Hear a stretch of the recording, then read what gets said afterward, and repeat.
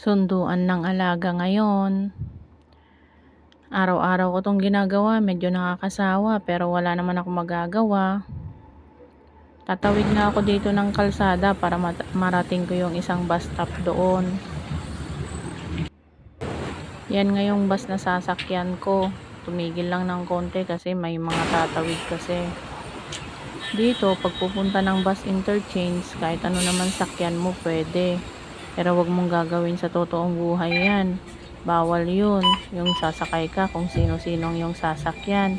Bad yun. Marami kang masasaktan. Pag upo ko nga dito, bumahing ako ng 2 beses. Napatingin sa akin yung babae. Kala niya yata may virus akong dala. Pababa na nga ako dito. Ang tagal nang bumaba ni nanay.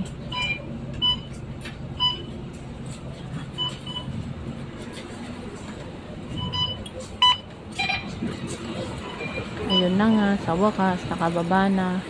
Pupunta na ako doon sa bus interchange. Dito nga pala ang bus interchange ng Clementi. Clementi Mall nga pala dito. Dito ako sasakay ng bus 173 papuntang Bukit Timah. Doon kasi yung school ng aking alaga, ang layo. 2 sakay pa ng bus.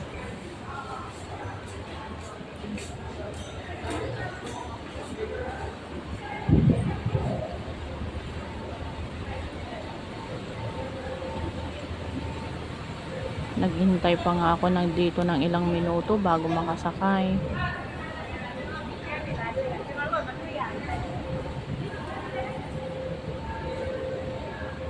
Ayan nga, habang naghihintay ako, nagmaganda ako ng konti. Pero hindi totoo yan, filter yan. Nakasakay na nga ako dito, pa-cute ulit. Tapos yun, papunta na sa school. Nakarating na nga ako pero hindi pa naglabasan, kaya nagpa-cute ulit ako. Ayan na, naglabasan na sila. Pero yung alaga ko wala pa. Baka in trouble na naman, lagi ng ganon.